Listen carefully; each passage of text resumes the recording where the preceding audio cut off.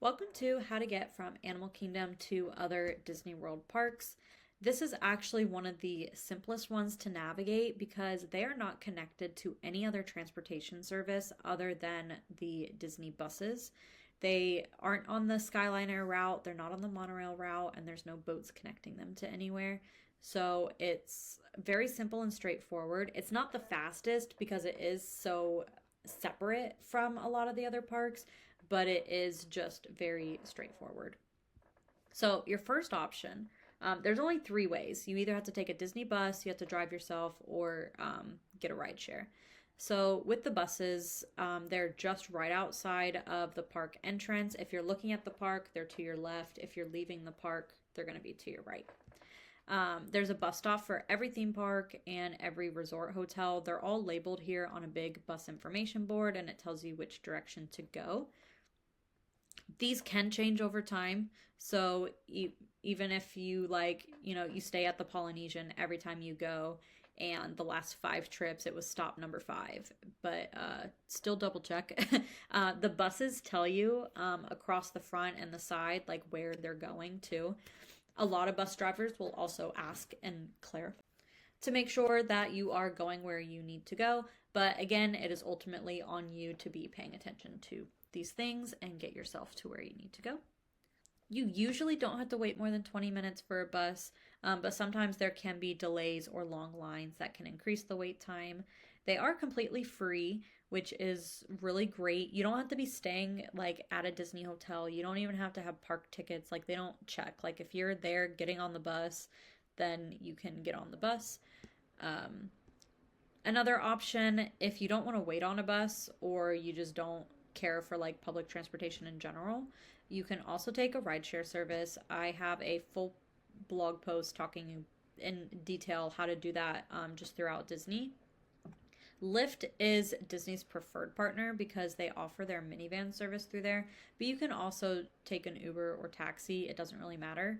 There will be a rideshare pickup sign in the parking lot that you can go to, and that's where you will get your ride, and that's also where you're going to be dropped off whenever you take one there. So for Animal Kingdom, the Lyft pickup zone is actually on the opposite side of the buses. So this is walking up towards the park. The buses are all over to the left. The Lyft pickup zone is in the main parking lot as you're walking up to the park entrance. The sign may not always look like this, but you'll see like rideshare pickup zone, Lyft pickup zone, something like that.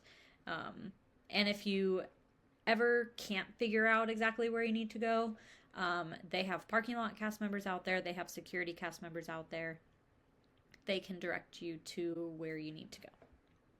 A little bit about the minivans if you're unfamiliar with these. So these are operated through Lyft, but they are actual Disney cast members. So vetted and trained Disney cast members that will take you wherever you need to go across Disney property. This is a paid service, but it is nice to use if they all hold up to 6 people, which most your typical car could only have 4 passengers. So these all hold 6. You can get up to 2 car seats included in it. And they also have ones that are accessible for like wheelchairs and ECVs. So sometimes that is good depending on the needs of your group. And then also a side note, if you're going to Magic Kingdom, what's really nice is that the buses and the minivans will drop you off right there at the Magic Kingdom entrance. If you drive yourself or you take if you take Uber or a regular Lyft, they have to drop you off at the Transportation and Ticket Center, and then you have to take either the ferry, the monorail, or a boat into Magic Kingdom from there. So this is one of the few times where that little bit of a splurge, like if you're going to pay for a rideshare anyway from Animal Kingdom to Magic Kingdom, just pay for the minivan so they take you up to the front, because there's no reason to have all that extra time getting from Transportation and Ticket Center to Magic Kingdom. The minivans, they all generally are going to be like at the regular bus stop because this is a Disney transportation service. So you can kind of see in here, it says minivan, something Lyft. So this is where you're going to go. And again, if you're ever unsure, ask the parking lot cast members, ask the security cast members, and they can direct you to where you need to go. And then the third option to get from Animal Kingdom to any of the other Disney parks would just be driving yourself. This guide here has everything about using your own transportation to get around Disney.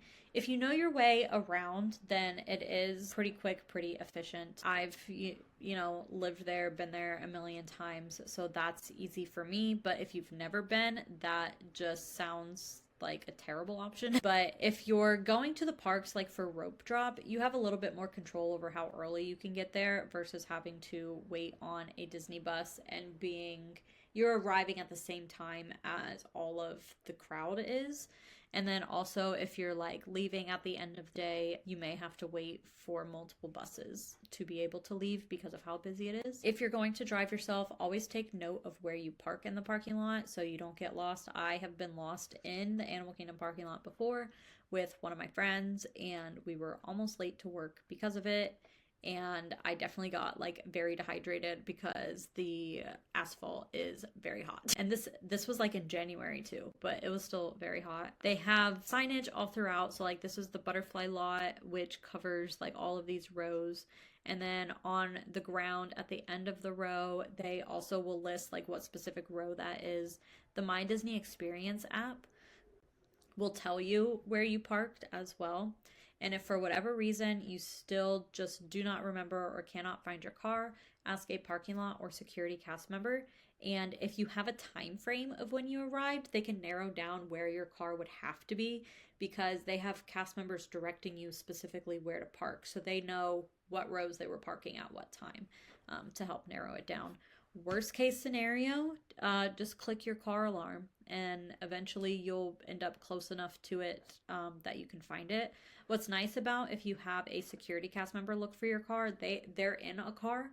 So if you know like your license plate or even just the type of car that you have, they can drive around until and try to pick that car out of the crowd rather than you having to just roam all over the place. So they're very helpful for that kind of stuff. So now just details, since that's kind of the overall, like your 3 ways to get from Animal Kingdom to the other Disney parks. This is going to be a breakdown for like each individual park. What is best? I already talked about the Magic Kingdom one a little bit, but the buses and the minivans drop off directly at the park entrance. So I would recommend the bus because it's free. If you drive yourself, take an Uber or take a Lyft, you'll have to go to the Transportation and Ticket Center, and then you'll have to take a ferry or the monorail to get to Magic Kingdom. So that is just a little bit more tedious, so I would go with the bus. If you're going from Animal Kingdom to Epcot, it's all pretty much the same, so that one is kind of personal preference. The bus and rideshare pickup is going to be closer to the entrance, so you may not have to walk as far or take the tram up to the entrance. But again, if you're going to wait on a bus or wait on a rideshare, that waiting time, it could have been just as fast to potentially just walk to your car and drive yourself. I personally would still choose the bus in this instance because the bus is free and I don't have to drive. And then to go from Animal Kingdom to Hollywood Studios, it's the same thing. It's going to all take roughly the same amount of time unless you're waiting a long time for a bus or a rideshare. And again, I would take the bus because it's free and I don't have to drive. And then just some other areas around Disney too. So for Disney Springs, to go from Animal Kingdom to Disney Springs, there is not a direct bus because the buses do not travel between Disney Springs and the theme parks. Disney Springs parking is free and theme park parking is paid. So if they offered transportation directly between the two, people would just park at Disney Springs for free and then rope drop a bus over to Magic Kingdom instead of paying to park at Magic Kingdom if they were coming from off property. So Disney wants to deter that activity. So if you wanted to go from Animal Kingdom to Disney Springs, you could take a bus to Disney Springs and then just walk over into, you could take a bus to Saratoga Springs. I don't know what I said. Take the bus to Saratoga Springs and then walk into Disney Springs, or take the boat over if you really just don't want to walk, but they're connected to each other. That would be one option. Or you could just take a bus from Animal Kingdom to whatever shows up, and then from that resort, go to Disney Springs. That works too. If that just seems too complicated to figure out where you want to transfer, then this is one of the better times where it'll be easier to drive or take a ride share. Again, I would just drive myself for this one because that doesn't cost any money. Other than gas, rideshare does cost money. And parking at Disney Springs is free. To get from Animal Kingdom to Typhoon Lagoon, these are clear across the other end of property, and this is going to be the most complicated thing in the world. I don't know why anyone would ever plan to do like half a day at Animal Kingdom and half a day at Typhoon Lagoon. If you don't have your own car, I do not recommend it because this is what would have to happen. So for the water parks, as of right now, they do not just run from every resort and every park back and forth anymore. They created hubs. So for Typhoon Lagoon, because it's next to Disney Springs, the hub is how you have to get to Typhoon Lagoon. So you would need to, again, get yourself to Disney Springs before you could get to Typhoon Lagoon. So you would have to take a bus to Saratoga Springs, walk from Saratoga Springs to the Disney Springs bus stop, and then take the bus from Disney Springs to Typhoon Lagoon.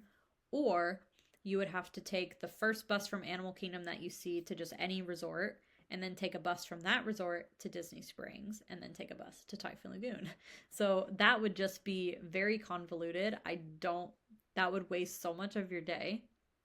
In this case, I would drive myself for sure. Parking at the water parks is free, and they are pretty small parking lots, so you don't even have to walk far or anything. If you didn't have a vehicle, this may be one instance where I would pay for a ride share. In this case, there may not be that much of a price difference between like a regular Uber and Lyft or a minivan. And I would take the minivan if I didn't have my own vehicle, because since you are going just only on Disney property, this is clear across the property, by the way. These are some of the two farthest distance you could possibly take at Disney, but it is like one road that goes all the way down just forever and ever.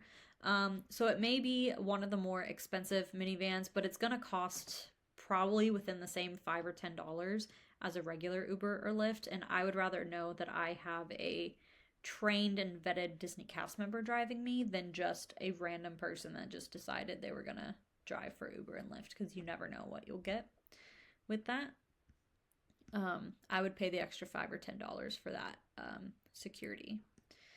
To go to Blizzard Beach, this is really nice. So we talked about how there are main hubs now to get to the water parks. So if you're staying at any of the resorts and you want to go to Blizzard Beach, you have to take a bus to Animal Kingdom first. And then Animal Kingdom is the hub that goes back and forth between Blizzard Beach. So if you're already at Animal Kingdom, you're already at the hub, and you just get to hop on the Blizzard Beach bus and go on about your day. So that's really convenient because they're kind of right across the street from each other. They're in that same little section. That's why it's the hub. So the buses will begin running 30 minutes prior to Blizzard Beach opening, and they will run 1 hour until after it has closed. One thing to note, so I mentioned that Blizzard Beach is virtually right across the street from Animal Kingdom, but so are the All-Star Resorts and Coronado Springs. So those resorts, you can take a bus directly to Blizzard Beach because it is just right there. They figured that's just convenient. Any other resort, you will have to take a bus to Animal Kingdom and then from Animal Kingdom to Blizzard Beach. Again, parking at the water parks is free. So driving yourself over there would be just as easy. For rideshare, this is going to be one of the closest distances that you could possibly take to get from a theme park to somewhere else. So it would be relatively inexpensive. So for this one, dealer's choice really. Personally, I would rely on Disney's transportation as much as possible for me to not have to drive and not have to spend money if I was going to do like a rideshare option. But all of these are going to be relatively the same amount of time, really. And then lastly, getting from Animal Kingdom to Disney Resort hotels, you will just take a bus to that hotel. There's like, 100 bus stops. Look for the sign that tells you what bus stop number your resort is, and just go wait down there, and you'll just take a bus directly there. There's not another way to take any Disney transportation other than if you're going to pay for the minivan. Um, a couple other things. There are some places on Disney property that are not Disney hotels. So, for example, Shades of Green is actually a military resort that is behind like Polynesian and Grand Floridian.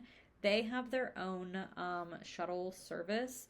And then there's this section called Bonnet Creek that they have their own hotels and resorts. It's like some Wyndhams and some Hiltons back there. They have their own transportation services. And then the Disney Springs area, Hotel Plaza Boulevard has a bunch of like Hilton, Marriott, all those types of hotels. They also have their own transportation, and they have a separate bus stop in the Animal Kingdom parking lot that's near the rideshare pickup. So if you are walking into Animal Kingdom, on the right-hand side, you'll see a section for rideshare pickups, and then you'll also see some little huts of all these like third-party buses. And then once you're up at the front of the park, to the left is where all the Disney buses and the minivans will take you where you need to go. So they're kind of in separate areas, but it would all be direct. So if I'm going from Animal Kingdom to any of the resort hotels, I would take a bus for a couple of reasons. So sometimes when you visit Disney, you have to have a reservation, either like a hotel reservation or a dining reservation or like a spa reservation, something that you're paying for to be at that resort for them to let you park there. Other times they don't care. If you just say, oh, we're coming in to eat, you just show your ID, like your driver's license, and then they're like, okay, cool. But other times they're really busy, and they're like, you can only come in if you have a reservation. So if you're driving yourself around and say you're going from Animal Kingdom to Animal Kingdom Lodge just because you want to see it while you're over there, sometimes they may not let you in. So if you have already parked at Animal Kingdom, just take the bus, and then you can bring the bus back to come back to your car whenever you're ready. I would, unless you have a reservation. If you have a dining reservation, like if you're going to eat at Sanaa, then you can drive. Sometimes they limit how long you can park there. Grand Floridian in particular, when my sister and I had dinner there, it was during Christmas when they have the gingerbread house, and there was all this construction for the Polynesian making a new entrance there. So it's chaotic in general already. They gave us a parking pass that's good for 3 hours.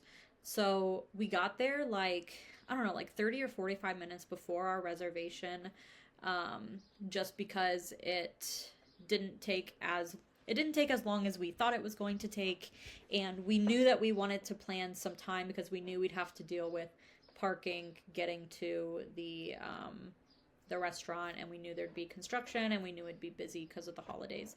So they give you a parking permit that's good for 3 hours. So you can't just use that as an excuse. Like, you can't say make like a character dining reservation for the morning at a resort and then park there and then go hop a bus to go to like Magic Kingdom for the rest of the day, because they gave us a 3-hour parking permit. So from there we had to leave and go somewhere else. So it's really dependent on the resort. It's dependent on the time of year or anything in particular going on at that resort. So it's very hit or miss. So that's another reason why I would rely on Disney's transportation more so than driving myself around, unless you have an actual reservation to go to that place. This photo here is of Animal Kingdom Lodge, Jumbo House, which is just the regular one. So frequently asked questions. The fastest way to get from Animal Kingdom to other Disney theme parks. If a bus is pulling right up, that's going to be the fastest. Minivan service is also going to be the fastest. For Magic Kingdom, taking a bus or the minivan, because they can take you right up to the front Anything else, you'd have to go to the Transportation and Ticket Center, which will add probably 20 or 30 minutes to your travel time to get to Magic Kingdom. Any of the other parks, it's going to take roughly the same amount of time, whether you are having to go out to your car in the parking lot or wait a few minutes for a bus or wait a few minutes for a ride share. They're all going to kind of come out to about the same amount of time on average. What is the cheapest way to get from Animal Kingdom to other Disney World theme parks?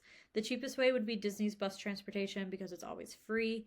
Ride shares will always cost money, even if you're splitting it with the group. And driving yourself, even if the parking is free, you're still going to be paying for gas. And if you don't have free parking, then you also are going to pay for parking. And if you're renting a car, you're going to have to pay for the cost of rental and potentially insurance and all that stuff. So Disney's buses always free. So again, transportation between Animal Kingdom and other places at Disney is very simple because the only thing they have is buses.